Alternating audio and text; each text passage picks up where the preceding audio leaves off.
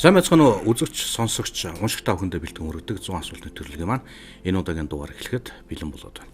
Манай өнөөдрийн нэвтрүүлгийн зочноор ардчилсан залуучуудын холбооны ерөнхийлөгч Сүхбаатарын Эрдэнэ болд хүрэлцэн гэж оролцож байна.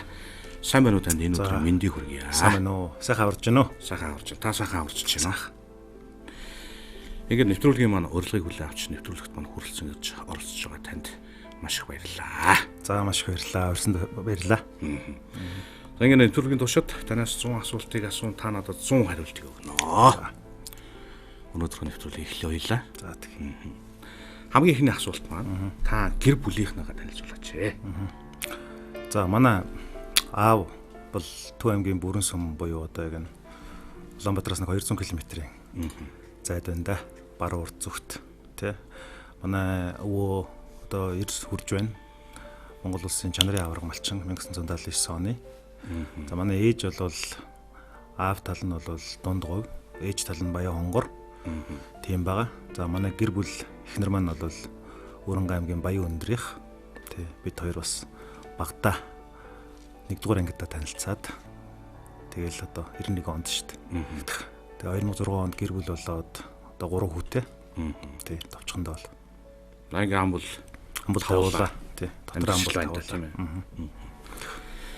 Хүн болгонд хэлэх дуртай үг гэж байдаг.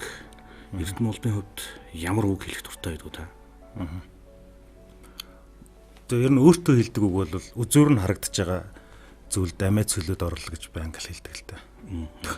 Үзүүр нь харагдаж байгаа юмд бол нэг амиа цөлөөд орчих. Ингээд энийг одоо үг дээдс маань бол гэдэг шүү дээ. Нөгөө холын зориггүй бол ойрын зовлон оршно гэдэг. Тэгэл нэг залхуурал тэгэл нэг арга сам хийгээл хойш суухаас илүүтэйгэр хүнд шаардлагатайхаас өмнө эхлээд өөрийгөө жоохон хүчилж чаддаг. Өөрийгөө жоохон эрлэж, хурцлж, дайчилж, уналтанд сэтгэл зүй орсон байхад бас хурдан босгох чадвартай байх гэж боддог. Тийм учраас ер нь бол үзүүр нь харагдаж байгаа ялангуяа бэрхшээлд амиа цөлөөд орно гэсэн тийм л бодолтой байдаг. Таны сонирхол болон хоббины хувьд. За нэлээ өргөн өрөөтэй байгаа да. За хобби гэх юм бол би ер нь түүх унших их дуртай. Тэгээд Ричард Никсон нэг цагаан хэрэмдээр ирээд 70-аад оны үед хэлсэн байдаг л та. Агуу их түүхтэй ард түмнийг агуу их ирээдүй хүлээж таарна гэж. Тэрийг нь Монголын зарим нэгэн судлаачид цагаан хэрмийг босгосон ард түмэн гайхалтай бол түүнийг босгоход хүргэсэн ард түмэн бас л гайхамшигтай байж таарна гэж тэ. Тэр түүхийг өнгөрсөн үеийг мэднэ гэдэг бол ирээдүй рүүгээ илүү гүн хараалах боломжийг олгодог гэж ойлгодог. Үүнээс түүх бол миний бас нэг талаас хобби нөгөө талаас судалгааны орон зай гэж боддог. Хамгийн сүүлийн үеийн сонирхож байгаа хобби нь. За хамгийн сүүлийн үеийн сонирхож байгаа бол физик. Сансрын технологиг одоо сонирхож байна. Одоо өдрөөр биш цаг минутаар энэ сансрын технологи хөгжиж байна л да. Марс хэргийн судалгаа дээрээс нь одоо 2030 он гэхэд Америкийн нэгдсэн улсаас Хятад руу 39 минут нисэх технологи гарчлаа. Одоо 10 жилийн дараа гэхэд бол бид нар Америк руу 13 цаг нисэж байгаа шүү дээ. Нэг улсаар дамжаад. Тэгвэл энийг бол 39 минут гэдэг чинь бол маш богинохон байна гэсэн. Гэрэл технологиг хөгжихийн хэрээр дэлхий улам бүр агшиж байна л да. Тийм учраас бол бид нар энэ одоо физик, суурь шинжилгээ ухаануудыг ялангуяа байгалийн шинжилгээ ухааныг айгуу сонирхох шаардлагатай юм байна. Бидний үед бол тийм боломж бага байсан. Одоо бол мэдээлэл технологи нээлттэй болохын хэрээр улам илүү боломжууд бий болж байна гэсэн. Энэ хоббигоо ажил болгоно гэдэг ч юм уу чухал. За Марсын тухай бол жижигтэй нэг хэсэг хоёлоо бол ярина. Ер нь та хүүхэд байхдаа ямар мэрэгчтэй болё гэж бодож ирсэн бэ? Хоёр сонголтын өмнө байсан. Нэг нь болохоор хуульч, нэг нь эмч. Тэ. Яагаад эмч болсон бэ? Яг уу миний яг доотлын дүү маань бол хөгжлийн мэрэгчлээ. Тэгээд бага байхад эмчийн буруутай үйлдэлээс болоод хөгжлийн мэрэгчлээ болцсон гэж тухайн үед бид нар ойлгодог байсан. Тийм учраас бол дүүгээ эмчлэхийн төлөө ер нь эмч болох хэрэгтэй байна л гэж их боддог байсан л та.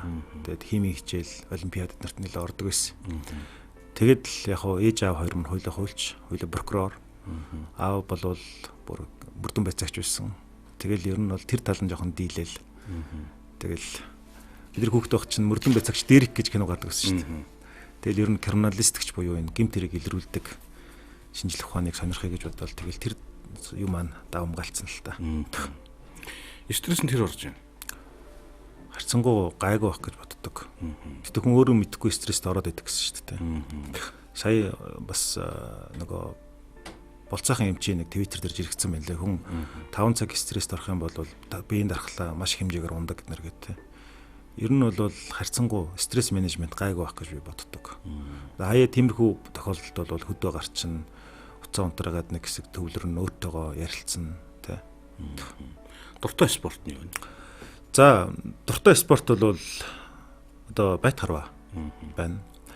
Хүүхд байхдаа ер нь бургас тэгэл мэнц холбож байгаа л харвдаг байсан. Тэгэл 2010 оноос эхлээд Монголын одоо 93 наадмын нэг болсон үндэсний сураар нэг 5 жил орчим хичээлсэн. Алдаг оног л доо тэгээд ер нь 2014 оноос хойш байт харвагаар хичээлж эхэлсэн. Одоо ч гэсэн хичээлж байгаа тийм.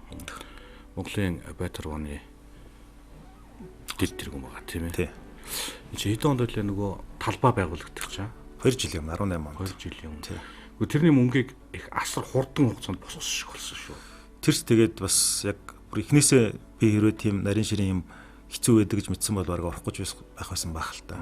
Тэгэл хэр бэрхшээлтэй болов. Тэр ч яг хөө ингээд би ер нь байт харуугаар хичээлээ гэж бодглоор манай байт харууныхан чинь бэлтгэлийн талбай байхгүй гэлээдэг байсан. Тэгээд бэлтгэлийн талбайтай болгочих юмсан гэсэн бодол байсан. Тэгээд зүгээр нь эхний ээлжинд бол зэрлэг төрөлөнд нэг ганц нэг 100 очоод бэлтгэл хийх тийм жижигхэн юм төсөөлж ирсэн. Тэгэл тэн дээрээ ингээд хандив босгосон чинь хүмүүс бүр маш их дэмжиж тэгээд хүмүүсийн хандуулж байгаа мөнгийг шууд тэр тэдэнд өргөд хандуулаа гэж зарлал, тим зарцууллаа гэж зарлал ил тод байсан. Тэгээд 58 хоногийн дотор 552 сая төгрөг боссон. 552 сая төгрөгөөр зах зээлийн үнэлгээгээр 1.2 тэрбум төгрөгийн одоо үнэлгээтэй тэр бүтээн байгуулалтын ажлыг хийсэн л дээ. Тэн дээр ч одоо 200 хүн зэрэг бэлтгэл сургууль хийх боломж байна. Олон улсын хэмжээний стандарт талбай болсон. Тий. Тэгээд энэ чинь 57 метрийн урттай 4-7 метрийн өргөнтэй том байгууламж. Одоо өвөл хүтний удирдалтын цонхоор нь харах боломжтой. Дэлхийн хамгийн том олимпийн цагаар энэ жил одоо Гиннесийн номонд бүртгэгдэх гэж байна. 17 метрийн өндөртэй 27 метрийн урттай. Тийм боссон. Тэгээд 60 онд чинь энэ Монгол улс одоо энэ дэлхийн 2 дугаар дайны дараа анх удаа энэ орчин үеийн спортуудад ороод тэгээд 60 онд ер нь хөгжиж гисэн байлээ. Яг нь дээр үеийн 9 мэрэгэн 335 алдад гэдэг бол олон зуунаар өртөөлөн шүү дээ. Яг байт харва бол 1971 онд Дэмбэрэл гэж манай одоо Төв аймгийн харваач 30 метрийн дэлхийн аварга болсон. Энэ нь Монголын одоо орчин цагийн түүхэнд спортын дэлхийн аварга болсон анхны тохиолдол болсон. Тэр нь бол Монгол хүн болгон ер нь маш их харвах урд үтэй байдаг. Бараг төрөлхийн гений боломжтой байдаг. Дунджаар манай залуучууд 1 жил хэрчээлэл спортын мастер болж байна л да. Өнгөрсөн энэ талбай байгуулагдсны нэг том давуу тал нь 82 онд л монголчууд түүхэнд анх удаа 11 спортын мастер төрж исэн хамгийн их. Тэгээд 90-2000 оны хооронд чинь спорт эднэр хаягдаад бас цөөрөө зарим жил спортын мастерж байхгүй олон жил болж исэн. Тэгээд 2019 онд бол 19 спортын мастер дэд мастер төрсөн байгаа. Тэр нөгөө боломж олцыг нь хангаад өгчих юм бол хүмүүс маш одоо потенциалтай гэдгийг харуулдаг байгаа юм л да. Бүтэ үр дүн гарч байна. Үр дүн гарч байна. Тэгээ зүгээр яг ийм юм. Байт харва бол маш олон талын ач холбогдолтой. Насны хязгаар байхгүй. Хэдэн ч настай хүн одоо харваж болно. Тэгээ контактны спорт биш учраас бэртэл гэмтэл бага авдаг. Тэгээд хүний стрессийг маш их тайлдаг.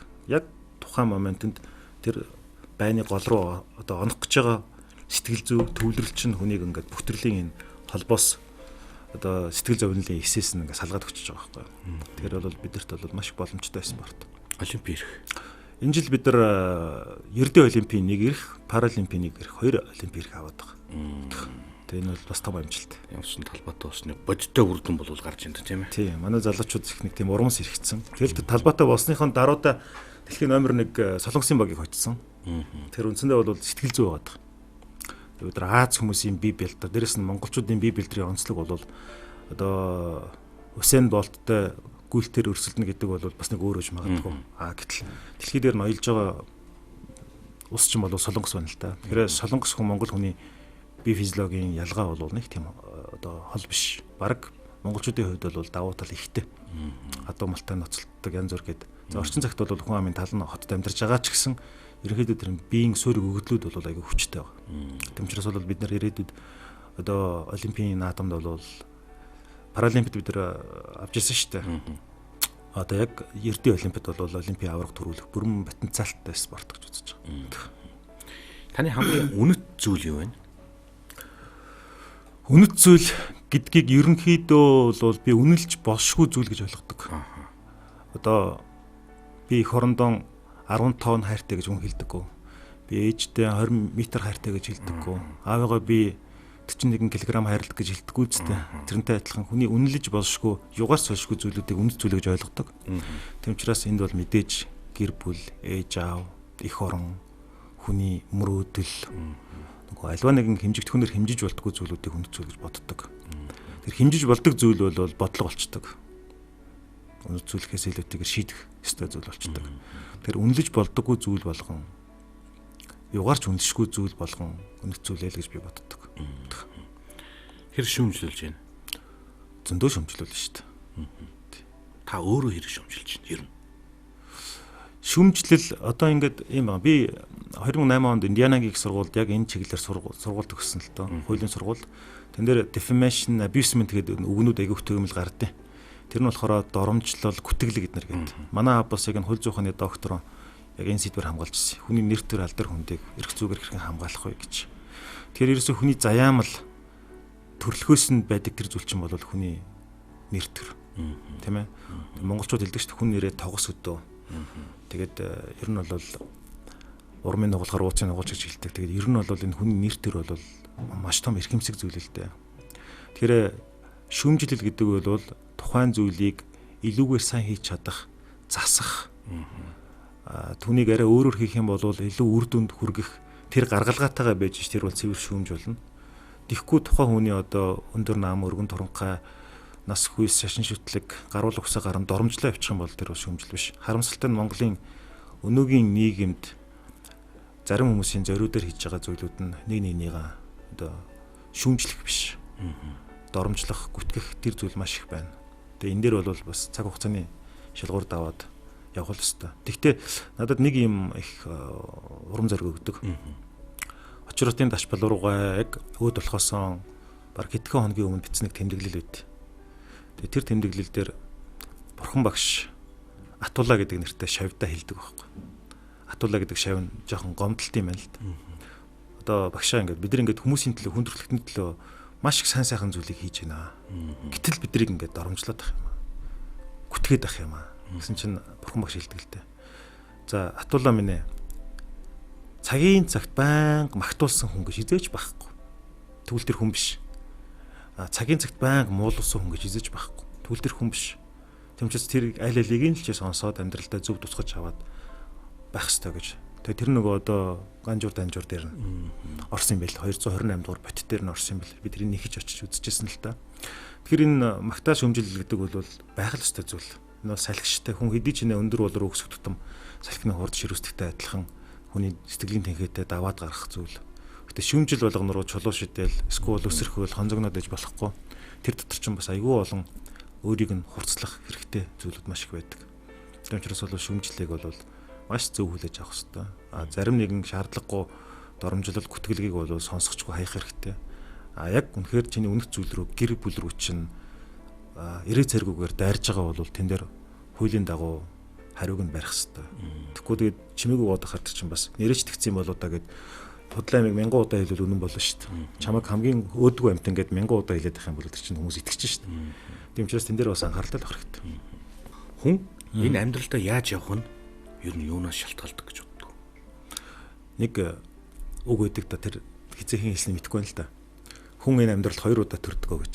Нэг нь эцэг эхээс төрсөн хугацаа. Нөгөөх нь өөрийгөө энэ амьдралыг юуны төлөө туулах гэж байгаагаа ойлгосон, ухаарсан тэр мөч гээд. Тэгэхээр бол хамгийн том зүйл бол зориг гэж боддог шин. Хүнийг өөрийг нь тодорхойлж идэг зүйл. Тэр ямар боловсралтай, ямар мэдлэг мэрэгчлэлтэй, ямар орчинд төрсөн байхаас үл шалтгаалж. Ингээд дэлхий дээр гайхамшигтай зүйлүүдийг хийсэн хүмүүсийн хамгийн ихний бэрхшээл нь чи чадахгүй гэдэг үг байсан. Чи нэг арай барахгүй хаа гэж гэдэг. Боломжгүй шүү дээ гэдэг үг үстэй. Тэгэл тэрийг даван туулсан үр дүнд нь хүмүүс хүлээмжшүүлдэг. Тийм учраас хүнийг өөрийг нь хэн болохыг тодорхойлж идэг тэр гайхалтай зүйл бол хүний мөрөөдөл. Гэтэ мөрөөдөл чигээр үлдэх үү эсвэл тэр нь бодит байдал болох уу гэдэг бол тэр хүний өөрийнх нь сэтгэлийн хат хөдөлмөр тууштай байдлаас шалтгаална гэж боддог. Ер нь бол 100% л өөрсдөө шалтгаалхантай тийм ээ. Би бол тэгж л боддог. Таны хамгийн ад жаргалтай байсан мөч. Тийм. Одоо ингээд бид нар ингэдэм байх. Тэр миний л бодол тоо. Орчин үед хүүхэд байхад нөгөө гэрэл зураг авахд чинь 36 кадртай филимкаар авдаг гэсэн шүү дээ. Тэгэхээр тэрийг айгу дандигнадаг үстэй те. За дими ингээд зураг авах одоо яг 7хон кадр үлдсэн байгаа дараараа гэж тэгдэг шүү дээ те. Тэгээ тэр үед чинь нөгөө одоогийн шиг гар утсаар шууд ингээд хэдэн мянган бол хэдэн зураг авах боломжгүй байсан үед би ингэж боддог гэсэн. Ингээд яг зураг авж байгаа юм шиг хамгийн жаргалтай ч юм уу хамгийн чухал мөчөө ингэж төсөөлөлтөд хадгалах. Тэгээ ингээ хөрмөө хийж явахдаа ч юм уу, эсвэл Харвардыг сургууль төгсөж явахдаа ч юм уу, эсвэл бол эмээ маань хүнд өвчнийг даваа гарч байгаа мөчтөд ч юм уу те. Яг тиймэрхүү моментод аппаратанд биш яг тархин дотроо зураг авахыг хичээдэг байхгүй. За яг энэ мөчөд манай дурч болон яг ийм костюмтай ингэр дээр нэг ийм морины толгойн хэлбэртэй ч юм шиг ийм тэмдэгтэй байна. Зиндагийн тэмдэг. Зиндагийн тэмдэг юм уу? Зиндагийн лого. Тий. За тэгээд ийм яг ийм харцтай байсан шүү гэдэг нэг. Яг тэр бол айгүй чухал юм байл. Тэгэхгүй болохоор ингээд нэг зурагчин хүмүүс одоо байгалийн гэрэл зураг авдаг хүмүүс байгалийн гоо сайхныг хэдэн мянган хүнд хөргөж байгаа ч гэсэн өөрөөсөө тэр болгон мэдэрч чаддгүй гэдэг байхгүй. Яа тэгэхээр нэг аппаратандаа л аваад байгаа болохос шиг сэтгэлдээ авах айгүй чухал. Тэгээ Эйнштейн хэлсэн гоё гэдэг л та. Логик чамайг А цэгээс Б цэг хүргэдэг бол төсөөлч чамайг хаас айгүй хүргэдэг гэж тэ. Тэгэхээр яг хүний амьдралын яг тэр хүн тэгтэйч нэг хүчтэй сэтгэлийн догдол тэр нь баярлсан юм уу, гомдсон, жаргасан юм уу, зовсон үед л тэрийг мартдаггүй шүү дээ. Он сар өдрөөр нь мартдаггүй шүү дээ. Нэг хүнд хаягдсан өдөр ч юм уу. Тиймэрхүү учраас яг тиймэрхүү мөчүүдэл би хадгалдаг. Зүгээр яг хамгийн жаргалтай мөч бол мэдээж одоо би нэг 99 онд нэг осолд орж ирсэн. Тэгэл за виста нэр яг амьд гарлаа гэж бодож явах үед бол би яг дахин төрж байгаа юм шиг санагдсан л та. Дараа нь 2009 онд бас нэг осолд орж ирсэн. Тэг яг тэр хоёрын дараагаар нэг амьдрал хандлагыг өөрчлөгдсөн л доо. Тэгээд мэдээж гэр бүлтэй болсон анхны хүүхэд те. Тэгэл одоогийн байгаа бүхэн маань бол бас бид нар нөгөө юм болгонд л байхгүй гэдэг биш байгаа зүйлтэй бас сэтгэл хангалуун амьдрах хэрэгтэй те. Ээж автайгаа бас элэг бүтэн байна гэдэг чинь бол хамгийн сайхан зүйл шүү дээ. Хин ч юу гэж хэлжсэн нэг мөнгө төгрөгнөөс үл хамаарах мөнгөөр худалдаж авч боломжгүй те. Тэр бүх зүйлүүд өөртөө чинь байгаа гэдгийг мэдрээд хайрлаад нандинаад бас хамгаалаад явна гэдэг чинь маш том ад жаргал гэж би боддог. Хүнийг ер нь хэр таньж чаддаг та. За наад дээр чи харин одоо бас бодгол өстэй зүйлтэй. Хүнийг ер нь бол нэг 3 зүйлээр таньж болдсон болоо гэж боддог. Тэ. Яг түрүүн таны асуусан үнэт зүйлээр. Зарим хүний үнэт зүйл албан тушаал байдаг. Зарим хүний харилцаа бол зөвхөн өөрт нь хэрэгтэй үед л ханддаг харилцаа байдаг. Өөрөөр хэлбэл нэг ашиглаад өнгөрөх харилцаа. Зарим нь болох юм бол ямар ч тэр албан тушаал альтернэр мөнгө төгрөгнөөс үс шалтгаалж нөхөрлөлөө илүүд үздэг хүмүүс байдаг те. Тий. Тэгэхээр яг энэ улс төрийн талбар дээр бол нөхөр олно гэдэг бол айгүй хэцүү. Харин уран бүтээлийн талбар дээр, шинжлэх ухааны талбар дээр бол олон сайхан найзуудтай болох нь бол илүү боломжтой юм байна л. Хүн таних гэдэг чинь өөрөө маш том эрдэм юм шиг байгаа юм. Эрдэм.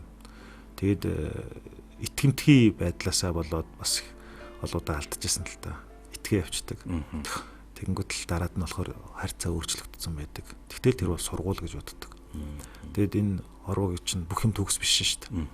Тэгтэл ямар ч хүнийг алдсан ч байсан, онсон ч байсан нэг удаа уучлаад, хоёр дахь удаага ойлгоод, гурав дахь удаага ингээд зөнд нь орхиод ч юм уу явах юм бол ер нь хүн бол хин нэгэн хүнийг янз бүрээр үзэж одоо бодохоос илүүтэйгээр яг харилцаж үзээгүй ээжж бас ингээд хүмүүсийн хил амаар төсөөллөөр ингээд дүгнээд ах хэрэггүй л байдаг л та. Би хүн таних дээр өөрийгөө их сайн гэж хэлж болж чадахгүй. Яг үнэндээ бол тий. Одоо тэгэл процесс нь явагдчихл байна л гэж боддог. Таны юунд болж хүмүүс таны хүрээлэлд орж татагддаг бол? За нэг татагднахээс илүүтэйгээр би бол нэгд нь бол мөрөөдөл баг. Хоёрт нь бол өнгөрсөн түүх баг. Хүн гიშгсэн алхмууд нь өөрийг нь тодорхойлж байдаг үстэй тий. Тэгэхгүй тэгэл нэг өдөр тогс шиг гоёл хөхөө шиг донгодож болно. Гэтэл өмнөх бий болгосон амьдрал нь хүмүүсийг гомдоосон, морьсон, үгүйсгсэн байх юм бол хэн ч амд итгэхгүй. Тий. Хоёрдугаарт ямар нэгэн одоо юу гэдэм уучлаарай гэж хэлж байгаа хэлээ л да зүгээр юм. Өв залгамжилсан тэр хүнтний хүүхэд байх юм бол тэр хүнтэй нь биш. Хөрөнгөтэй хүмүүс харьцах гээд байдаг. Эсвэл өндөр нэр хүндтэй улс төрийн нөлөө бүхий ч юм уу бизнесийн нөлөө бүхий хүн байх юм бол тэр яг дотор хүнтэй нь биш зүгээр тэр албан тушаалттай нэрх мэдэлтэй хүмүүс найслах гэдэг. А надад болохоор энэ хоёр нь байхгүй байгаагүй. Яг ингээд нэг мөнчгөрөөрөө гэдэг шиг эрдэм номын өрөөр явцсан учраас яг тэрийг маань илүү ойлгох юм болоо даа гэж би боддог. Танд таагүй хүмүүс хэр олон байдаг бол? Гэхдээ яг хөө зүгээр янз бүрэлтэй. Таагүй гэхээсээ улдаар зарим тохиолдолд гişнээ мундаг хүн байгаад ч нэг үзэл бодол замын жолоо нийлэхгүй эсвэл энерги тарахгүй хүмүүс гэж боддог шүү дээ. Би тэгтээ тэрийг ингээд нэг яаж тайлбарлахыг мэдэхгүй л да зүгээр хизээч өмнө уулзж байгаагүй тэгсэн хүмүүсээс 5 минут яриа суухлаар нэг тийм өнцөг тарахгүй хүмүүс байдаг шүү дээ. Тэгэл за ийм хүн байна л гэдээ ойлгочтой. Одоохондоо бол нэг тийм намайг идэвхтэй үгүйсгээд идэх хүмүүс харцсангүй гарч ирээгүй байна. Тэгтээ ирээдүйд гарч ирэх л байх л та. Тэг. Энэ улс төр гэж юу юу юм? Ууг нь болвол ууг нь штэ.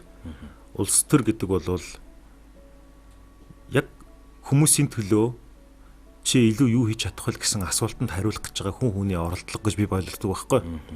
Гэхдээ өнөөдөр ингээд юу гэдэм бэ? Монгол улс нэг хоёр том хомсдол орцсон байгаа. Нэг нь бол үнэт зүйлсийн хомсдол. Одоо нөгөө шудраг гасна гэж юу юм, тийм ээ? Хүний ирэх гэж юу юм гэдэг ч юм уу. Хоёрт нь болох юм бол манлайллын бүр хямралд орцсон байж байгаа. Тэгээ ингээд явчихлаар чинь нөгөө юмыг тодорхойлох ард иргэдийн нийтлэг энэ бол зөв гэж боддог юм чинь ингээд маш их утгаа алдаж байгаа. Энэ үед бол улс төрийг бол хүмүүс маш их бохир заваанд гэж бодож байгаа. Гэхдээ яах юм тэгээд энэ чинь засахгүй болохгүй. Хэцүү цагийг туулах тэр одоо гаргалгааг тэр үеийг туулж зовлон жаргалын амссан хүмүүс л одоо гаргалгааг нь олно. Тэм учраас бол энэ олон нийтийн үйл хэрэг хязгаарч сайн нэртэй байгаагүй. Гэхдээ тэрний төлөө бие оторлоод хүчээ нөгөөд цухтаагаад шүмжлээд авах юм бол ямар ч ирээдүй гарахгүй. Эцсийн мөчд штэ. Эцсийн мөчд бидний ирээдүй өөр хүүхэд. Тэднэрт сайн сайхан амьдралыг бий болгох нь энэ үеийнхний үүрэг. Атал зүгээр л гараа хөмхөд бидэмхийрээд суух юм бол энэ бол ямар ч үнцэнгүй. Тэгээд нэлээ өндөр наслчвал хүмүүс бодно шүү дээ. Би ер нь юу хийчихвэ? Энэ амьдралдаа юу хийж бүтээсэн юм? Миний амьдралын үйл хэрэг яг зорилго маань юу байсан ингээ бодглохлоор нэг ч гэсэн хүний төлөө олон нийтийн төлөө сайн зүйл хийж чадаагүй бол том харамсал шүү дээ. 1000 хөрөнгө хураагаад 1000 одоо том сургууль соёл дүүргээд ч дээ. Тэр ерөөсөл хүн төрөлхтний төлөө зүтгэх нь амьдралын хамгийн чухал үйлс мөнгө гэд манай нэг JC-гийн залуучууд уншдаг байхгүй. Тэр хамгийн чухал болоо гэж би боддог. Гэхдээ заавал хүн улс төрчөөд улс төрийн талбар дээрээс бас бүхнийг шийдэхгүй шүү дээ. Хүний чаддаг мэддэг маш олон талбар байж болно. Тэр нь шууд болон шууд бус утгаараа хүмүүсийн амьдралд гэрэлгийг авчрахыг үүсэхгүй. Таны төвчөд хамгийн хэцүү зүйл юу вэ? Төвчөд хамгийн хэцүү зүйл бол за би ингээд ойр бодогдож байгаа 3 зүйлийг хэлье. Энэ нэг юм зориггүй байгаад байх бол төвчөд айгүй хэцүү зүйл. Малнаас ялгаагүй амьтнаас ялгааг болчихж байгаа шүү дээ. Нэг тижигдээл гэдэг чинь цаг хугацааг нөхцөгөөл тэгэл нэг ингээд эсвэл нэг телевизийн удирдлага бариад яван дээр хөвтөд ч гэдэм юм нэг тийм зориггүй. Тэр бол өөрийгөө алж байгаа хэлбэр шүү дээ. Ямар ч хэсэг хүнийг тийм зориг байх хэрэгтэй шүү дээ. Нэг хоёрдугаарт гооцсон мэдрэмжгүй байдал бол бас их төвчд хэцүү зүйл. Хүн чинь хүн шүү дээ тий. Хүн зөвхөн улс төрийн амьтан биш, нийгмийн амьтан биш, хүн бас байгалийн амьтан. Яг дотроо нөгөө хүн хайрлах зүрхтэй, харамсах бодолтой. Тэгэхээр тэр хүн өөрийнхөө тэр нэг натурал гэж хэлдэг шүү дээ. Тэр нөгөө зүн совин тэр юм бас ингэж гоо зүгээ мэдэрч явах хэрэгтэй юм шиг байна. Тэгэхгүй болохоор одоо ингээл амьдралын чинь ингээл сонгуулийн 4 жилээс 4 жил тэгэл тэр муухай энэ муухай гэл ингээл нэг юм шал хийсвэр юм дотор улс төрцөөр байгаад өөрийнхөө залуунаас ирч хүч гоо үзэсгэлэн потенциал бүх юмаа ингээд үгүйсгэж байгаа хүмүүсийг харахаар надад тийм дэвчмээргүй санагдаад байт. За 3 дахь зүйл нь юу юм бэ гэхээр хүмүүсийн одоо үнэлэмж одоо ингээд юу гэх юм тэр чиний тухай тийм ярьж байна лээ. Гэт нэг юм хов байдаг шүү дээ.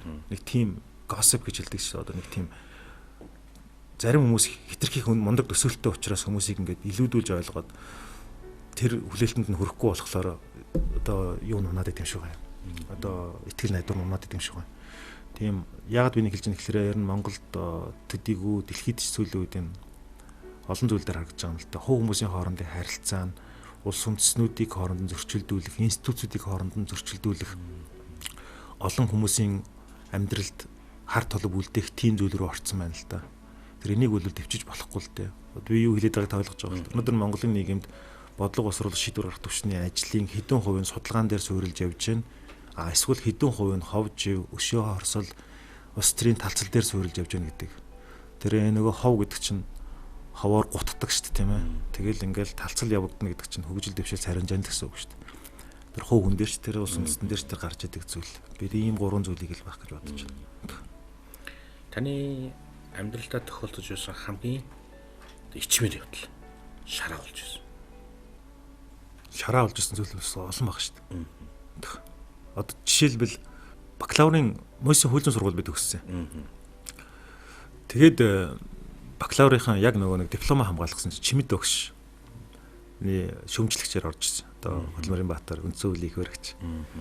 Тэгэл яг нөгөө юг бакалаврынхаа өрсөн хамгаалтанд орж ирсэн чинь надаас бага асуултууд асуусан чи би яг тэрийг сургачгийн хэмжээнд л мэдчихсэн биш.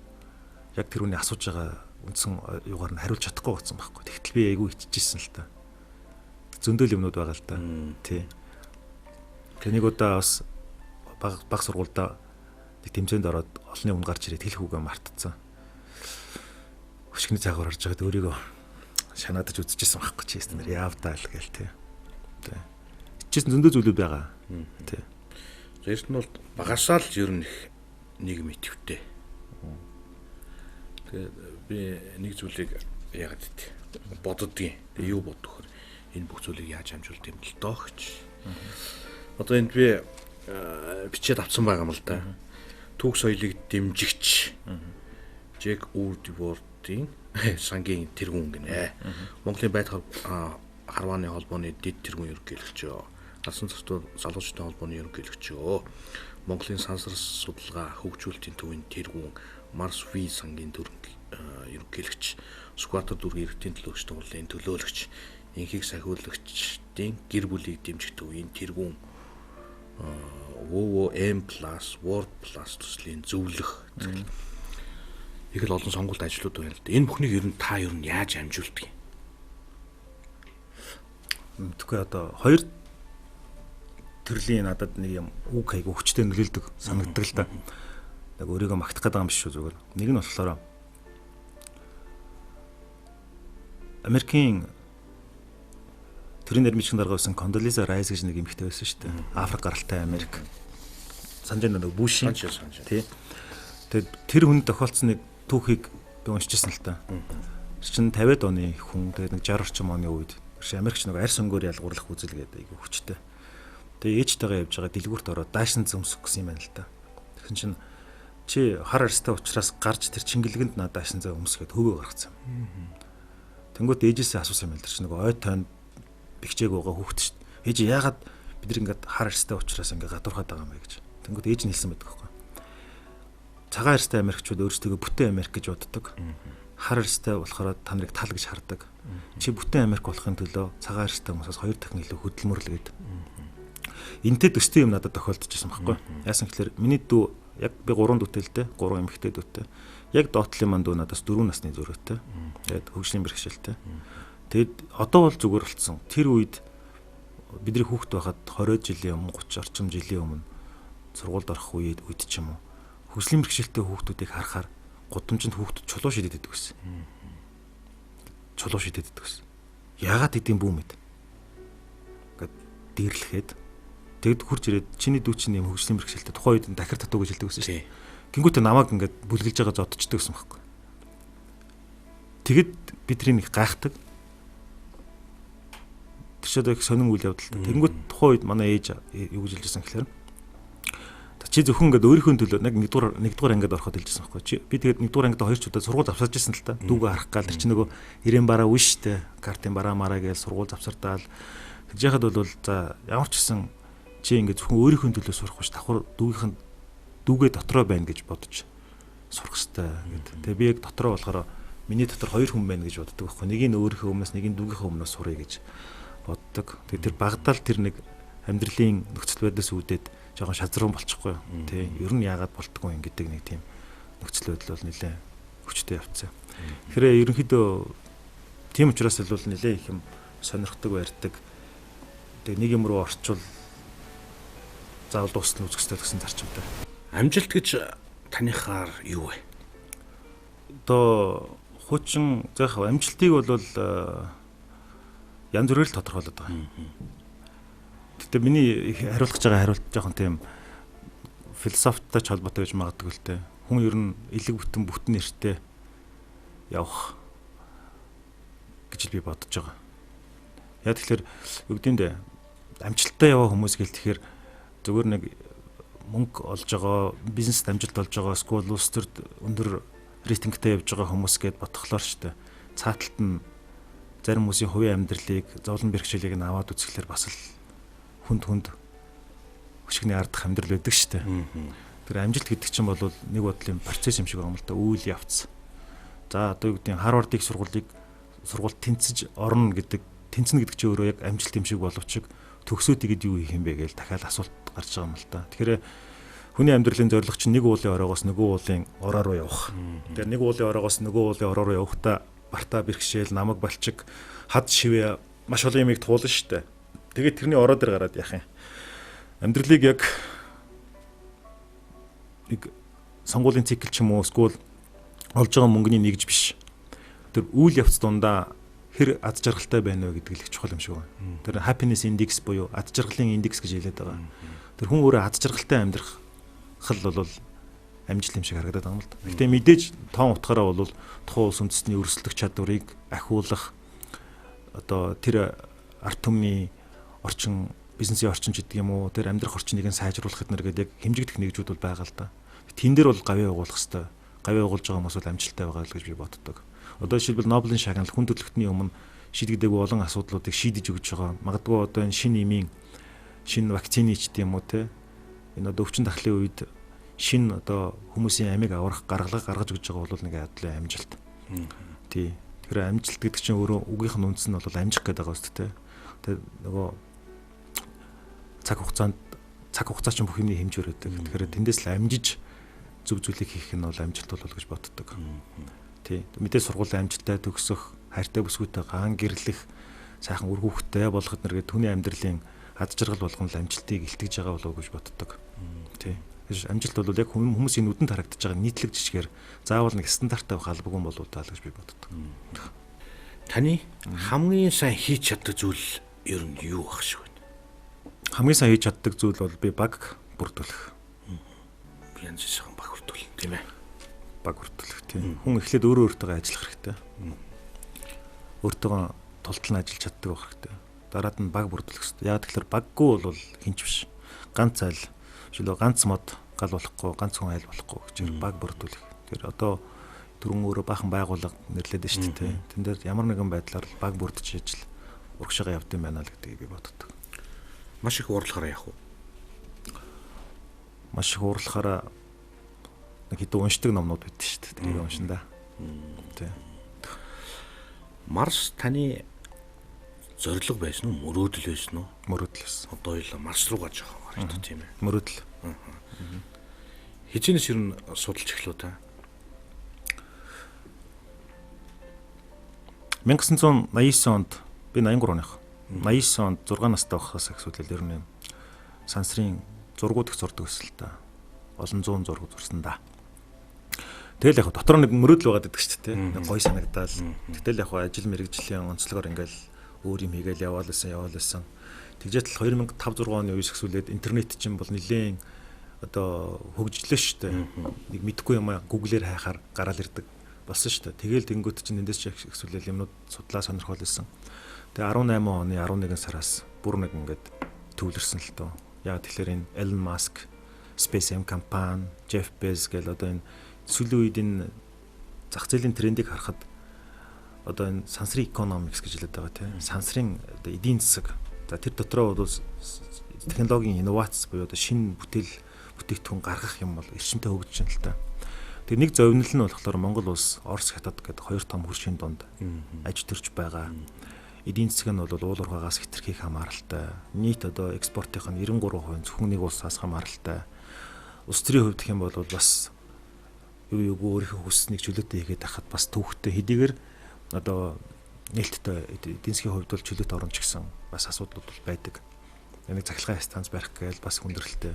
Төмөр зам барих гэтэл маргаан нь дандаа Монголын дотоодын улс төрөөс илүүтэйгээр хоёр улсын сонирхлоос үүдэж гарч идэг. Тэгэхээр аль болохоор юм материаллык буюу механик биш софтверийн зах зээл гэж хэлж байгаа шүү дээ. Одоо юм одоо мэдлэг шингэсэн, мэдлэг тулгуурласан, инновац буюу нөгөө технологи руу чиглэсэн эдийн засгийг хөгжүүлэх шаардлагатай гэдэг. Энэ бол бүр томьёо байхгүй юу? Тэм учраас яг энэ салбар руу орох ёстой байна гэдэг бол оюун дүгнэлтэнд хүрж байгаа юм. Энэ бие хүрээд байгаа юм биш. Угаасаа дэлхийн нийтийн чиг хандлага ингэж явж байна. Химэл оюун ухаан, сансрын эрчим хүч, аялал жуулчлал гэдэг. Тэр ерөөсөө Монголын хамгийн давуу тал бол энэ юм байна гэдэг байдлаар нэлээд ажилласан, баг бүрдүүлсэн, эрдэмтэд судлаачдын баг бүрдүүлсэн. Тэгээд ажиллаа хийгээд явж байгаа. Энэ талаар тодорхой мэдээллийг би бас үзэгчтэй хүргэмээр санагдчихлаа байна л да. Өмнө говтл байгуулах сурагтай сонсогдсон шүү. Тэгээд чухам яг юу хийж бүтээх гэж байгаа юм. Тэрний үр дүнд нь бид юу амсах юм. За би энэ дээр хэдэн тоонууд хэлье эхлэв те. За манай дэлхий 519 сая км квадрат. Манай дэлхийгээс 54.6 сая км-ийн цаана Марс гариг байна. Марс гэхлээр жирийн хүмүүсийн хувьд бол юу балараад байгаа юм бэ гэж хэлэх баха. Гэхдээ дэлхийн шинжлэх ухаан бол асар хурдтай хөгжиж байна. Өнөөдөр дэлхий дээр байгаа нийт хөрөнгө оруулалтын 43-аас 45% нь бол зөвхөн энэ сансрын стартапууд энэ технологи руу шилжиж байна. 5 жилийн дараа гэхэд бол нийт дэлхийн нийтийн санхүүгийн зах зээлийн үлэмж хувь нь бол энэ талбар руу орж байна. Тэгэхээр энэ шинэ гариг иргэсийг нээн илрүүлэх, ашиглах энэ үйл хэрэг бол зөвхөн дэлхийн хүмүүсийг тийш нүүлэх гээд байгаа хэрэг биш. Одоо байгаа дэлхий дээр байгаа асуудлуудыг яаж шийдэх вэ гэсэн зүйл. 2050 онд буюу 30 жилийн дараа дэлхийн хүн ам 9.8 тэрбум хүрэх төлөвтэй байгаа. 3 том асуудал урган гарна. Нэгд ундны усны хомсдол гарч байгаа. Хоёрдугаарт нь эрчим хүчний хомсдол гарч байгаа. Гуравдугаарт нь бол хүнс сэжилийн хомсдол гарч байгаа. Бүр хамгийн энгийн биднэр дээр ойрхон жишээ бол Туулгол. Туулгол 714 км урсж байгаа.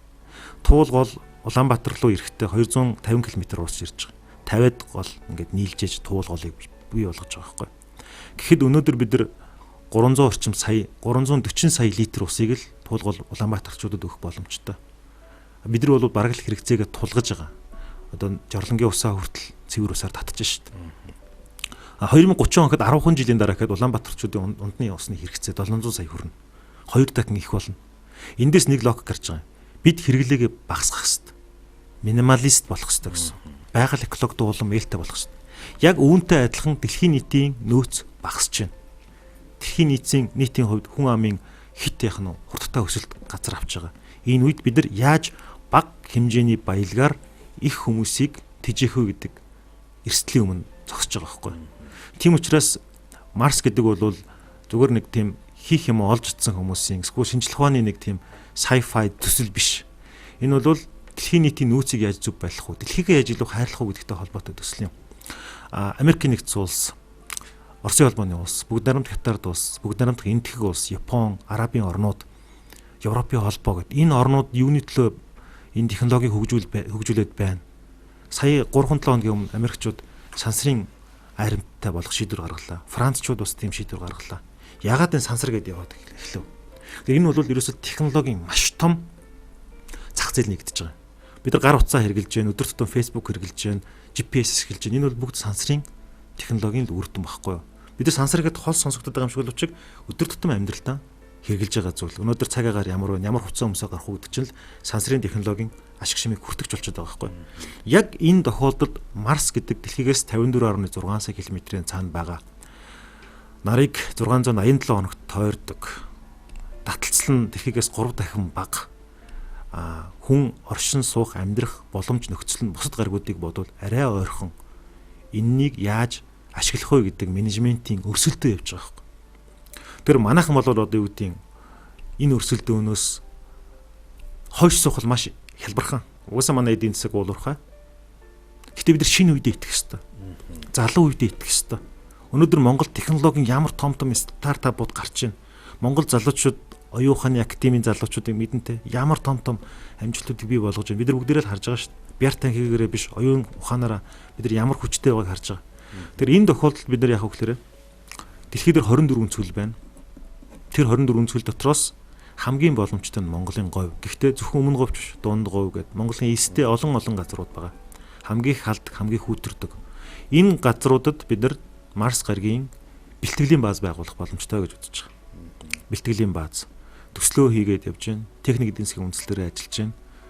Хүмүүс итгэхгүй ч магадгүй. Гэхдээ бид нар олон нийтэд зарлаагүй байна л да. Бүр деталь нарийн ширийн ямиг бол зарлах болоогүй байгаа. Тэгтэл Америк нэгдсэн улсын NASA гэж байгууллагатай хамтарч ажиллаж байна. Оросын холбооны улсын Роскосмостой хамтарч байна. Энтхийн ISRO гэж энтхийн одоо сансрын байгууллагатай, Японы JAXA гэдэг энэ байгууллагатай хамтраад судлаачдын төвшөнд ажиллаж байна. МОСТА гэдэг Монголын сансрын технологийн холбоо гэдэг одоо Эрдэнэбаатар гэдэг доктор бас тэр гүнэн зөвхөн хиймэл дагуулын чиглэлээр сансрын хөгжүүлэлтийн чиглэлээр гайхалтай үйл ажиллагааг хийж байна.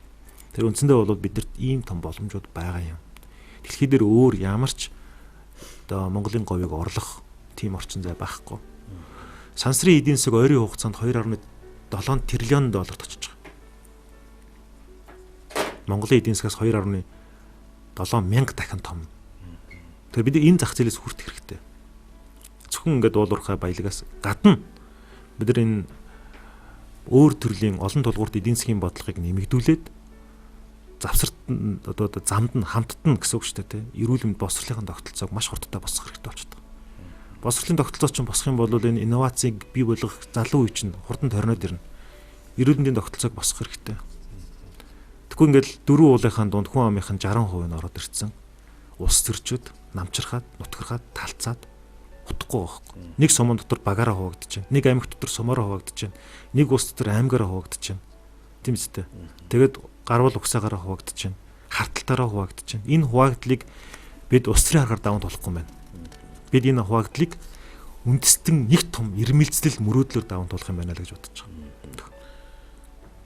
За хамгийн давуу нь бол одоо Өмнөгөө аймгийн газар орны байдал, тэр хөрс шороо одоо тэр юмуд нь хамгийн давуу одоо Марстай ойролцоол байгаль юм байна л да. Тэгээд яг тэнд та юу байгуулах гээд байгаа, яг юу хийх гээд байгаа. Энийг ярьж болох уу? За би хоёрхан товчхон зүйл. Нэг зөвхөн өмнө говь биш юм. Баян хонгор байна, говь алтай байна, дунд говь байна, дорн говь байна. Маш олон газрууд байгаа. Хоёрдугаарт энийг би яриад хийгээд байгаа юм бол биш. Манай баг байгаа. Манай багт бол сансрын технологийн, сансрын судлалын эрдэмтэд байна, генетик эрдэмтэд байна, маш олон хүмүүс байна. Бас гадны одоо хөгжилтэй орнуудаас урьж байгаа хүмүүс байна, сансарт нисчээсэн хүмүүс байна, Гүр Арчабаатар гэх зөндөө олон хүмүүс байна. Маш олон бизнесмэнүүд байна, залуу үеийн бизнесмэнүүд байна. Тэгэхээр энэ багийн ажлыг би зүгээр ганцаараа ингээд Эрдэнэболд гэж төлөвлөж ярих нь бол учир дутагдaltaй. Би бол энэ багийн нэг хэсэг. Хоёрдугаарт бид нар 3 төслийг тооцож байгаа. Нэгдүгээрт нь бол survival and adaptive academy буюу одоо таныг жингүүдүүлдэг, таныг сансрын одоо технологиг эзэмшүүлдэг, одоо машин ровер унуулдаг. Psychology буюу сэтгэл зүй, physiology буюу одоо physically буюу бие бэлтрийн хувьд, за knowledge буюу мэдлэгийн хувьд, за дөрөвдүгээрт нь cooperation буюу хамтын ажиллагааны хувьд таныг бэлтэн гэсэн үг. Энэ төсөл маань бол хийгдээ явж байна. Судалгааны шатанда явж байна. Хоёр дахь энийг дагсан хоёр дахь төсөл нь бол сансрын судалгаа хөгжүүлэлтийн чөлөөт бүс. Олон улсын хамтын ажиллагааны уул зурцэг. Бид цөмийн зэвсгээс ангид. Бид их гүрнүүдийн томоохон эвслүүдээс ажиглагчийн статусаас ахтаггүй. Монгол улс бол сансрын хөгжүүлэлтийн явааж. Хүчирхэг улсууд хоорондоо аль нэгнийхээ нутаг дэвсгэр дээр хөгжүүлэх боломжгүй зүйлүүдийг бид нар дунд нь хөгжүүлж болно. Гэхдээ инглигээд Монголд ямар нэгэн цөмийн ч юм уу технологийн туршилт хийхгүй. Би зөвхөн хүний нөөцийг л бэлтэнэ. Буужин хөрөх тухай биш шүү дээ. 3 дугаарт нь энэ хоёр төслөнд итгэх дагуулгад. Энэ 3 төслийн концепц байгаа. Манай офис нэгдсэн жил гарan ажиллаж байна. Тэр цаг нь болохоор олон нийтэд энэ талаар шинжлэх ухааны мэдээллүүд хүрэх баха. Эцсийн 3 зорилгоор энийг хийж байгаа. Хувь хүнийхээ хувьд бид нар бол ганцхан удаа амьдрал үйл хэрэг хийж үзье гэж бодож байгаа. Өөр нэг компанид ажил биш. Жижиг төслүүд биш. Монгол улсад тэр $1 дээш өртөгтэй баялаг бүтээх, зээл биш тэр санхүүжилтийг авчирч Монголын эдийн засгийг Монгол хүмүүсийн өөртөө итгэлийг нь бий болгоё. Бид нар чаддаг гэдгийг, бид нар дэлхийдээ хөл нийлүүлж чаддаг гэдэг тэр ухамсарыг ойлгох хэрэгтэй. Мэдээж мянган удаа үгүйсгэгдэн ойлгож байна. Доромжлуулна ойлгож байна. Күтгүүлнэ ойлгож байна. Гэхдээ тийм имийг даван туулж чадахгүйгээд бид нар өөрсдийгөө тэр үйл хэргийг хийх чадвартай гэдгийг нотолж чадахгүй байхгүй. Тэгвчээс бол хүмүүсийн хил амнаас санаа зовж болохгүй. Гагцхүү нөгөө Монгол хүний сарвал ухаанд итгэнэ гэдэг шиг монголчууд тийм хэмжээний зүйлийг дэмжиж хамтраад ажиллаад явчих сэтгэлийн тэнхээтэй гэж боддог. За хоёрдугаарт нь улсын иргэний хувьд ч гэсэн бид нар өчнөө боловсрал эзэмшээд явлаа. Манай үеийнхний залуучууд бол ахнараасаа нэг зүйл нь бол манай ахнарын үед бол хөрхий 20 эдтэй сурж боловсрдог насан дээрээ ганцаг 8 ороо бусхаа үе гэдэг ингээ золиосны үе байхгүй юу. Гэтэл чин тэдний бий болгож өгсөн саарыг нь хаяад сайн дээр нь бид нэр өчнөө олон мэдлэг боловсролыг эзэмшээд олон улс орноор явсан. Тэгвэл тийм л мундаг юм болвол чи энэ улсынхаа хөгжилд одоо хүчин зүтгэлтэй тэмцтэй босгоны доторх гэрийн амьдралаа аваад явж чадж байгаа бол босгоноос гадна байгаа энэ бусдын амьдралд сайн үр дүн авчрах алхмыг хийлдэ. Танаа үе тийм л мундаг юм бол гэж би 80-аад оныхонд хэлэх гээд байгаа байхгүй. Тэгвчээс бид нар энэ том мега төслийг хийх ёстой. 3-дугаар дэлхийн иргэний хувьд ч гэдэг. Монгол улс цагийн цагт гуйлагчийн ард түмэн байгаагүй байхгүй. Одоо ч гэсэн бид нар гуйлагчийн ард түмэн биш байхгүй.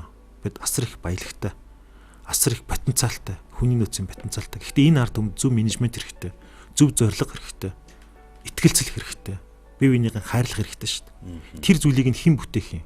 Хэн нэгэн хүн биш, шинэ үе бүтээх байхгүй. Манай анхнарын хувьд бол сайн зүйндээ гэсэн ч гэсэн сар зүйл нь 20-30 жил бие биенийгээ торлцлоо. Бие биенийхээ барьцаанд орчлоо. Тэгвэл тийм барьцаанд ороогүй шинэ үеийн 70, 80, 90-ад оныхны юм хамтарсан том оюун санааны хувьсгал хийх хэрэгтэй болчиход байгаа байхгүй. Тэр нэг тийм улс төрийн зөвхөн давцан дээр биш, технологийн давцан дээр л хийх хэрэгтэй. Үнэхээр тийм ундаг юм бол чи Монгол улсыг бусад улстай хөгжлийн тэр одоо сүлжээнд нь оруулах хэрэгтэй. Гар утсыг жишээлбэл хэдэн өөр газар партуудыг нь хийгээд угсарж байгаатай адилхан Монгол дангаараа супер боломжгүй. Дэлхийн хөгжилд нэг ч гэсэн ямаараа оролцогч болох хэрэгтэй. Өөр хаан ч их боломжгүй тэр зүйлийг л бид нар хийх хэрэгтэй. Тэгжиж бид нар үнэлэгдэх байхгүй. Нэг сингуляр чанар буюу гарцаагүй байдлын чанар нь бий болж байна гэсэн үг. Таны дургу үг ямар үг байдаг вэ? Сонсогч хүсдэг. Магтаал. Пялдаг зан. Худлаа гэдгийг мэдсээр үжиж нэг цусардаад байгаа хүмүүсийг харахаар дотор муу харагдаж шүү дээ. Тэрний оронд цохоод авах хэрэгтэй. Тэрний оронд зоригтойхон шүүмжлэх хэрэгтэй. Тэгээ тиймэрхүү хүмүүс үзэгдэл байдаг л та. Үзэгдэл алга болдог. Юунд маш ихээр суралцахыг хүсэж байна та? Суралцахыг хүсэж байгаа зүйл бол ер нь энэ за би жоохон өргөн хүрээтэй эхэлж магадгүй. Технологи хөгжихийн хэрээр хүмүүсийн харилцаа хөгжөд байдаг. Анх хүндрэлтэн гал болсон, тойр цуудаг болсон байна. Дугуй нээсэн, хол замд ачаа бараг зөөврөлдөг болсон байна. Ууран хөдөлгүүр тэрэг гэдэг ингээд хүний хөгжлийг харахаар дандаа технологийн хөгжлөд байгаа даа. Одоо энэ сошиал медиа буюу Facebook, Instagram, Twitter гэдэг энэ чинь дараагийнх нь генерашн бас нэг өөр юм гарч ирж штэ. Химэл оюун ухаан дээр тулгуурласан. Тэгэхээр энэ дээр бол бид нар маш хурдтай суралцах хэрэгтэй. Ялангуяа залуу үеэсээ дүүнерээс их суралцах хэрэгтэй. Одоо 150 жилийн дараа 100 жилийн дараа ирээдүйн шашин юу болох вэ гэдэг. Ямар шашинтай болох вэ? Тэгэхээр буддизм, одоо исламын шашин, христийн шашиннаас илүүтэйгээр датаизм гэдэг тийм одоо баг шашныг орлох хэмжээний зүйл үүсэж байгаа юм л да. Дата. Нэг залуу бүсгүй хоёр хоорондоо суух болонгууд баг 5 үеийнх нь Facebook дата гарч ирнэ үстэй. Энийний 4 дахь үеийнх нь өвөө нэг удаа бааранд агсан согтоо тавьж ирсэн юм байна гэдэг бичлэг нээж байгаа байхгүй. 3 дахь үеийн имэн тийм хүнтэй үргэлж жагаад өвөөтэн суусан юм байна ч гэдэг мэдэхгүй. Тэнгүүт энэ хүн бухимдгаараа ямар пост оруулдаг эсвэл бол 7 хоногт юм уу жилдээ хэдэн удаа салхинд гардаг гэх. Тэгэхээр тэр хүний habit буюу зуршлыг нь бүр ингээд дата өсөж байгаа байхгүй. Тэр одоо 150 жилийн дараа залуу хосууд гэрлэхтэй. Хэрвээ энэ хүн арх уусан тохиолдолд миний бид гар хурж миний эрхийг зөрчих магадлал 25% байна гэдэг ч юм уу. Одоо нөгөө бүү удган янз бүрийн юм мэддэг тэр хүмүүсээс асуудаг шүү дээ. Тэр нь бол зүгээр датанаас асуудаг болчихж байгаа. Тэр нь бол химэл оюун ухаан гэх хөгжихийн хэрээр ийм зүйл бий болно. Тэгэхээр өөрөөр хэлбэл технологи хүн төрөлхтний амьдралыг хувьсан өөрчлөсөөр ирсэн. Тийм учраас бид нар технологийн боолуулж болохгүй. Тийм учраас хамгийн их суралцахаар банк хүчтэй зүйл бол энэ технологитой хөл нийлүүлж алхах. Тэгж бид нар тэрний сүүдэртэнд харуулчихгүй байна гэсэн санаа. Таны хамгийн их айдаг зүйл юу вэ? Ганцаардал. Бидний амьдарч байгаа нийгэмд одоо өөрчлөх ёстой олон асуудлууд байгаа тийм ээ. Бид юунаас эхлэх ёстой вэ? Өөрсдөөсөө эхлэх хэрэгтэй. Хүн өвчин тусахаар эмнэлэгт очихоор шинжилгээ өгдөг тийм үү? Цусны шинжилгээ тэгэл бүх төрлийн шинжилгээ өгдөг шүү дээ. Тэрнтэй адилхан өнөөдрийн манай нийгэмд ийм шинжилгээг өгөх хэрэгтэй болчихдог. Одоо бол яаж юм гэхээр популизм гэдэг нэг аюултай зүйл байна. Хүмүүс таалагдах зүйлийг нь сэтгэлийн хөөрөл өндөртөгөөр чанга дуугаар ярих. Аль нэгэн дайсанг зохиомлоор зааж өгөх. Чиний сайхан амьдрахгүй байгааг чинь буруу тэр гэж хүнийг маш хурдтайгаар бэлэнчлэх сэтгэлгээрөө түлхэх. Эцэст хүний сайхан амьдрч чадахгүй байгаа зүйл нь өртөө холбоотой. Зохих хувь. Зохих хувь нь тийм зүйлийг нь хааж боож байгаа тогтолцоотой нь хамааралтай. А 3 дугаарт нь болох юм бол бусад гадны хүчин зүйлүүд байж болно. Тэгэхээр яг эзэн хичээвэл заяа хичээнэ. Улс үндэстэн хичээх юм бол бас тэр улс үндэстэн чинь босоод ирнэ шүү дээ. Тэгэхээр бид нар одоо өөрсдөө рентгенээр харах хэрэгтэй болчихно. Монгол улс нийт хэдэн төгрөгийн төсвөтэй. Саяхан би нэг юм харлаа л да. Улсын өмчт үйлдвэрийн газрын захирал нь өөртөө 1.4 тэрбум төгрөгийн шагнал тавиад сууж байна. Хуулийн газрын захирал нь гэхэд $450 мянган шагнал тавиад суусан байна. Тэгээ 100 мянгаас дээшээ бүх захирлууд нь урамшуул авч байгаа байхгүй. Төсвийн мөнгийг амин хувьдаа зарцуулна гэдэг чинь асар том гэмтэрэг байхгүй. Жижиг дунд үйлдвэрлэлийн сан гэл бид нар зүйл яриад байгаа шүү дээ. Өөрөөр хэлбэл хулгайлах сэтгэл зүй их багтаа биш. Тэнийг хийж байгаа үйлдэлтэй л хамгийн том аимшиг нэг байгаа байхгүй. Тэгэхээр өнөөдөр бид нар яг хамгийн ихэд мөнгөө бодох хэрэгтэй. Монгол улс хэдэн төгрөгийн төсвөтэй. Тэрийн хідэн ингээд дарга нарын салаагаар ар гэрийнх нь дамжлагаар яваад байгаа юм. Ингээд гэх мэт өөрсдөө ингээд рентгенээр харж үзэх хэрэгтэй шүү дээ. Шийдвэрүүдийн буруу зүйл нь юу вэ? Өөрөөр хэлбэл бодлого төр сүрлээгүй шийдвэр дандаа алдаатай байдаг. Мөнгө гэж юу юм танихаар юу вэ? Мөнгө гэдэг бол хүмүүсийн харилцааг тодорхой хэлбэрт оруулсан нэгж. Мөнгө гэдэг бол зөвхөн одоо цаасан үнэт материал бол биш. Цаана нь аягүй том агуулга явж идэг. Мөнгийг 100% өгөөсгөж болохгүй. Өнөөдөр улсыг ингээд хөгжлөөр нь ангилахад мөнгөөр нь хэмжээд байгаа байхгүй. Дотоодын нийт бүтээгдэхүүн $3,500 гингүүт голланд моллон тэгээд тэр улсад 30,000 10 дахин болчиход байгаа. Тэгэхээр мөнгө гэдэг бол тухайн улсын ч байна уу, байгууллагын ч байна уу, хувь хүний ч байна уу, чадварыг нь илэрхийлж идэг нэгжилтэй. Гэхдээ нэг юмыг ойлгох хэрэгтэй. Бүх юмыг мөнгөөр үнэлэх юм бол тэр үнд цэнэгүй болчихдог. Тэр мөнгөөр үнэлэх зүйл, үнэлэхгүй зүйл хоёроо аягүй сайхан салгаж ялгах хэрэгтэй. Гэтэ нэг шудраг юм нь юу гэхээр бид нар нөгөө социализмын үеийн сэтгэл зүгээр мөнгөтэй хүмүүсийг үзэн ядаад байдаг. Тэгж болохгүй. Энэ улсад чинь ажлын байр бий болгож байгаа, баялаг бүтээж байгаа, шин санааг талбар дээр буулгаж, үйлдвэрлэлийг бий болгож байгаа хүмүүсээ бид нар байнга дэмжих хэрэгтэй.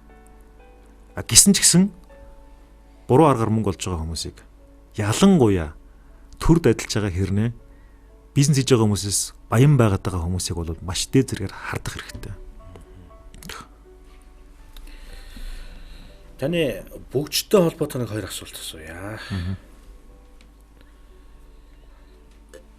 Харвар төгсөөгээд юм яриа явдаг шүү дээ. Ч нэг 2 сарын курс суучаал нэг би Харвар төгссөн гэдэл ярьлаа. Энэ бол одоо нууцгүй шүү дээ. Ингэж яригддаг. Ер нь жинкнээсээ Харвар төгссөн манай Монголд хичнээн. Харвард их сургууль Лэгдэн хутагт хааны үед байгуулагдсан байгаа. 1636 онд. Анх Divinity School буюу одоо шашны сургууль нь байгуулагдсан. Одоо 15 салбар сургуультай. Дэлхийд дээр Харвардын 400 жилийн түүхэнд 400 мянган хүн төгссөн. Яг уу Харвард их сургуульд Монголоос сурсан хүмүүсийн тухай манай Борчлон гэдэг нэг хичээдээ. Одоо Америкт байгаа. Тэр их нэг ном бичсэн байсан л да. Serendipity гэдэг. Тэгээ тэн дээр бол ер нь бол нэлээд олонхтой нь ярилцсан байна лээ. Бас нөгөө Гомсөрөнгийн гал удрах ахвас энэ Харвард төгсөгч нэлээд олон хүмүүстэй уулзсан байна лээ. зөв Харвард төгссөн төгсөөгүй мэдхэд бол маш юм амархан. Вебсайт руу нөрөөл нэрийг бичиж шалгачих. Тэгэхэд тэр хүний нэр төгсөгчдийн дотор гараад ирвэл тэгэл байна гэсэн үг. Тэр миний мэдж байгаагаар нэг 40 хүн төгссөн. Гэдэг нь нөгөө 15 салбар сургуулийн янз бүрийн хөтөлбөрүүдийг штэ. Би бакалавр болон магистраас дээш хөтөлбөрийг ярьж байгаа. Зүгээр нөгөө executive program гэж байдаг л дээ. Очоод хүссэн хүн нь мөнгө төлөөд 5 хоногийн сургалтанд суучдаг. Тэрийг бол томьёо болгон төгссөн. Яг тэгэхээр team сургууль team нөгөө 5 хоногийн курс төгссөн хүмүүс маань бас яг Харвардад гээд бичглээр хүмүүс жоохон тэгж ойлгоод байдаг юм шиг байна. Монголчуудын хувьд нэг 2 3 буруу гаж бодол байдаг. Нэг за одоо Харвардчууд одоо бараг жолооны курсыг олчлоо одоо Монгол хүн сураагүй сургууль сурах гэдэг. Би тэр бодлыг ойлгодог. Монгол хүн атаач байж болно гэхдээ арайч тийм байж болохгүй шүү дээ. Тэгэл монголчууд олуулаад сурчлаа сайн шүү дээ. Тийм үстэй. Тэр сурцсан, энэ сурцсан юм байна. Одоо би өөр сургууль сурах гэдэг нэг тийм биентэйгээ мөчөрхдөг бодлоо. Ялангуяа эрдэм сурах гэж байгаа юм бол өрөөс хаях хэрэгтэй. Харвардад 1000 хүн сурсан байна уу? Сая хүн сурсан байна хамаахгүй. Тэр бодлоо хаях хэрэгтэй. Хоёрдугаар мөнгөтэй л бол би Харвардад явна гэдэг бодлоо хаях хэрэгтэй. Энэ бөгжний төлөө сар болгон бид $532 төлдөг. 2028 он хүртэл зээлээр сурцсан байхгүй. Тийм учраас заавал мөнгөтэй байх албагүй шүү дээ. Сурчин. Харвард өөрийнхөө элсэн орсон хүнд ямар ч барьцаагүйгээр зээл өгчдөг байхгүй. Урт хугацаанд зээл өгчдөг. Тэгэл яг лизинг байхгүй. Сургуульд нь сурцсан одоо ингэж явж идэг. Зөвхөн Харвардын яг John F Kennedy-гийн сургууль буюу манай сургуулийг төгссөн хүний тоо би тоолоод үзсэн 8 хүн байл. Яг бүрэн дүүрэн төгссөн шүү дээ.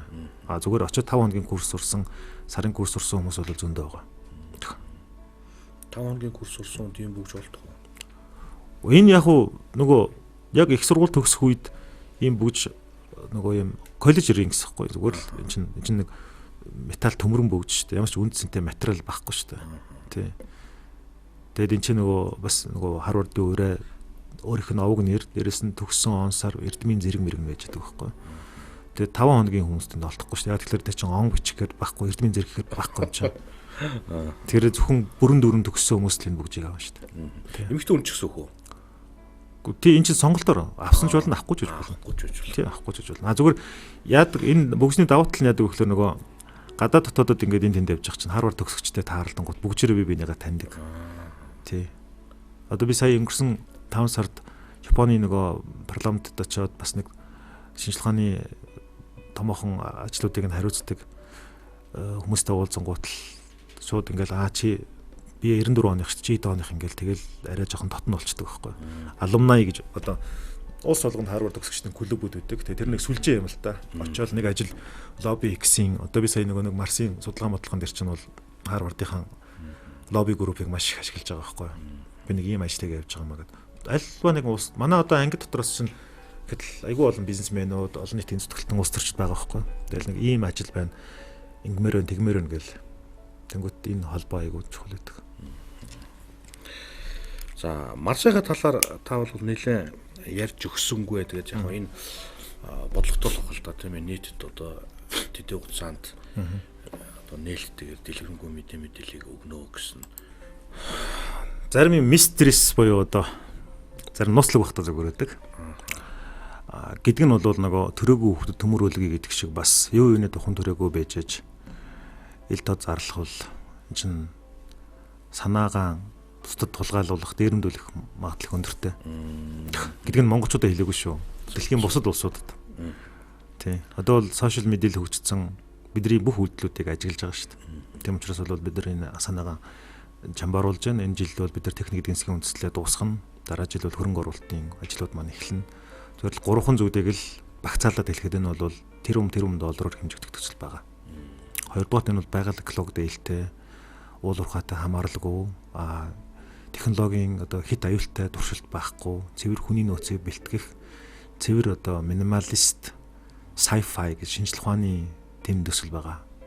3-дугаарт бол энэ бол маш том эрсдэл байгаа мэдээж. Ямар эрсдэл гэхээр энэ нэг л Марс яриалсан худлаагаар одоо нөгөөх нь бүтсэн бүтээгүй гэдэг. Бидний нөгөө амьдрал дээр чинь маш том алдвал маш том риск штэ. Гэхдээ бид тэрнээс айхгүй байгаа. Тэ? Томас Эдисон ингээл ер нь том хүмүүсийг ингээл бодох ш. Дандаа л тэгэл нэг бүтлгүй замыг туулсаар гол явдаг штэ.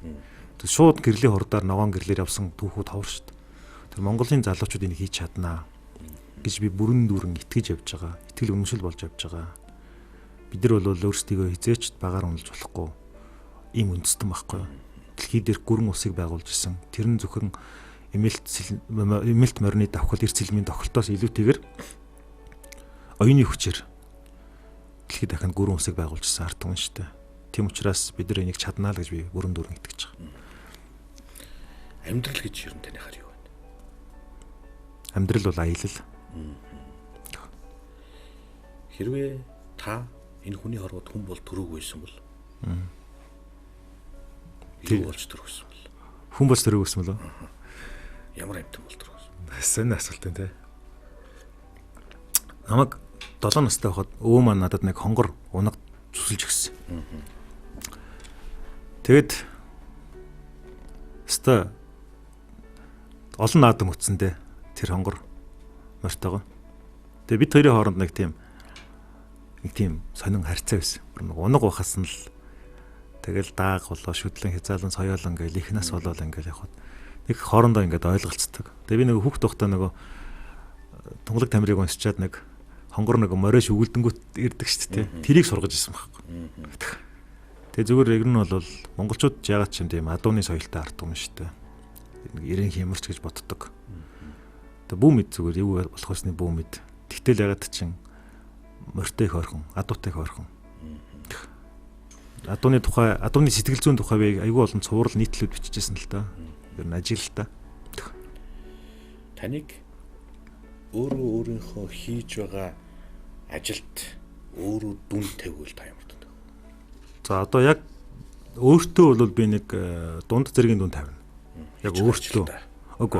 Яг өөрийнхөө одоо за яг бодож байгаа мөрөөдж байгаа зүйлдээ бол би нэлээд өндөр үнэлгээ тавина. Яг тэр нь зөвхөн миний хийж хийх гэж бодоод байгаа надад өөрт хэрэгтэй зүйл биш. Яаж хашааныхаа 0.7 газрыг авах вэ? Яаж өөртөө нэг уурхатай болчих вэ гэж би ерөөсөө бодохгүй байгаа. Яаж энэ Монголын төлөө хүмүүсийн өрсөлдөх шийдвэрийг нэмэгдүүлэхийн төлөө мега тусал босох вэ гэж байгаа. Энэ зорилгодоо бол би онц тавьж чадна.